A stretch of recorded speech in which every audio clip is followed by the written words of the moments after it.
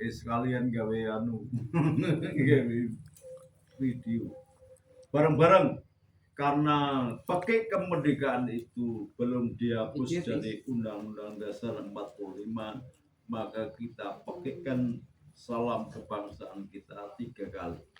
Merdeka, Merdeka, merdeka, merdeka, merdeka, merdeka.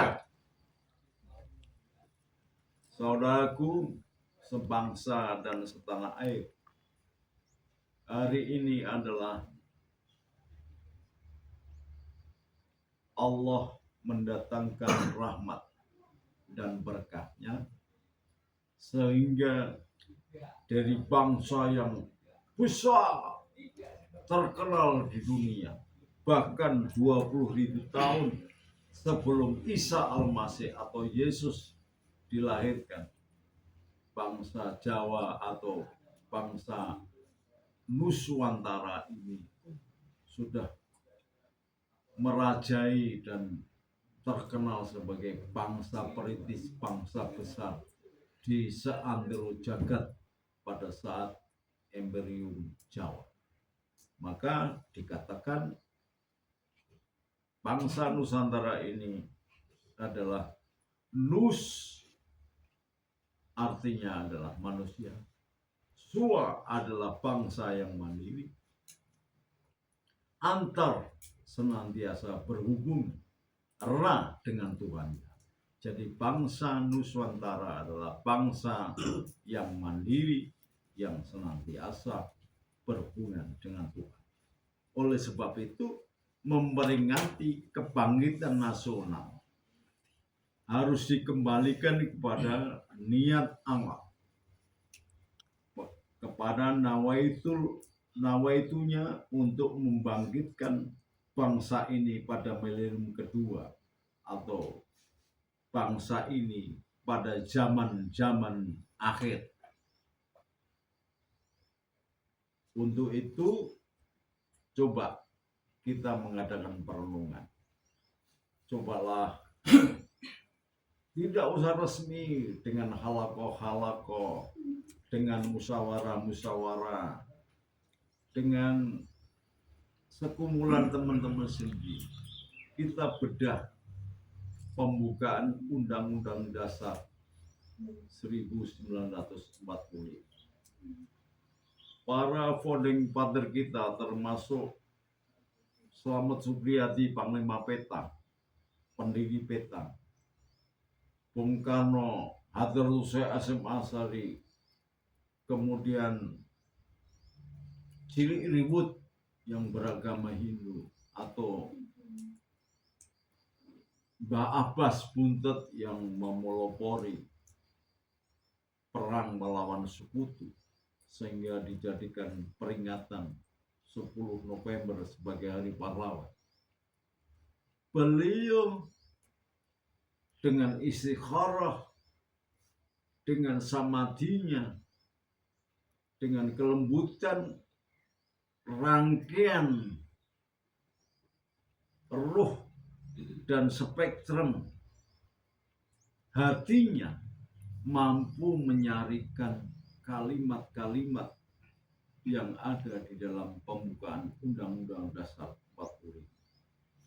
Dengan kerendahan hati, meskipun banyak berkorban darah, nyawa, dan air mata, anak, keluarga, harta benda, dia tetap luruh kepada Allah Subhanahu wa Ta'ala dengan mengaku atas berkat rahmat Allah,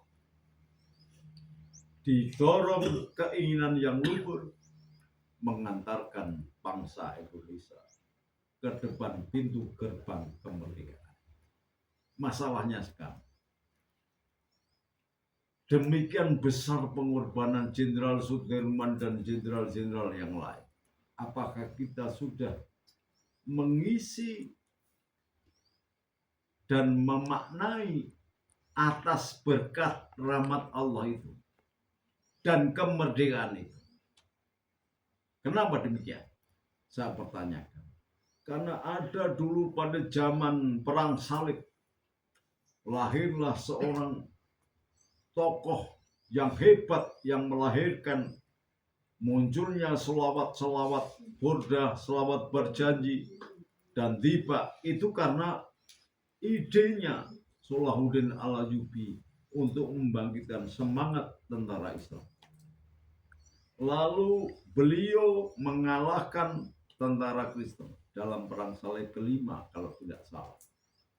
Dan dia dengan cinta kasihnya mengampuni musuh-musuhnya, tidak dilakukan pembunuhan, tapi dibiarkan merdeka dan tetap hidup berdampingan. Tetapi yang terjadi adalah saking baiknya Salahuddin Al-Ayyubi dan saking serakahnya teman-temannya sendiri, sampai sekarang suku bangsa Salahuddin Al-Ayyubi yang bernama suku Kurdi itu tidak memiliki negara, padahal dialah yang membesarkan Islam. Arab terpecah menjadi 25 negara, tidak mengadopsi dan memberikan secuil tanah kepada suku Kurdi, suku bangsa Kurdi. Akhirnya apa? Kita semua lupa akan Salahuddin Al-Ayyubi. Kita lupa jejak perjuangannya Salahuddin Al-Ayyubi. Kita lupa kebesaran jiwa Salahuddin Al-Ayyubi yang membawa panji-panji Islam dengan gemilang, dengan semangat rahmatan lil alamin. Karena tidak memiliki kemerdekaan. Maka nikmat kemerdekaan itu, kalau kita ingin mensyukurinya dengan menjaga, mengisi, merajut, meramut, menuai, dan memupuk persatuan dan kesatuan dengan kasih sayang. Tidak membedakan ras, suku, bangsa, agama, budaya. Kalau kita masih membicarakan itu, kemudian akan terpecah menjadi firqoh-firqoh kecil, jadi partai-partai. Semua partai-partai ini masih dipertanyakan apa mereka tulus, karena sebagian orang-orang yang mewakili partai justru mentalitasnya seperti bajingan semua. Maka kembalilah ke jati diri bangsa Indonesia. Jika ingin bangsa ini bangkit, tidak sekedar upacara memperingati kebangsaan, tetapi kembali ke jati diri bangsa Indonesia yang mandiri, yang senantiasa berhubungan dengan Tuhannya. Tanyakan kepada Tuhan, apapun partai, suatu saat gunakan sisa nyawamu untuk bertanya kepada Tuhan, apakah kalian menjadi pejabat sudah melaksanakan amanat penderitaan rakyat atau belum? Apakah sampai sebagai pemimpin sudah melakukan adilu umaro atau belum? Kalau belum, kita semua adalah orang-orang yang meruntuhkan dan mengeroposkan tiang surga. Karena tiang surga salah satunya adalah adil umar. Yang kedua adalah anfa'u ilmi ulama, manfaat ilmunya ulama. Yang ketiga adalah amanatu tijari, pengusaha-pengusaha yang memberikan kesempatan kepada rakyat miskin dan saudaranya dengan melakukan gerak amal soleh,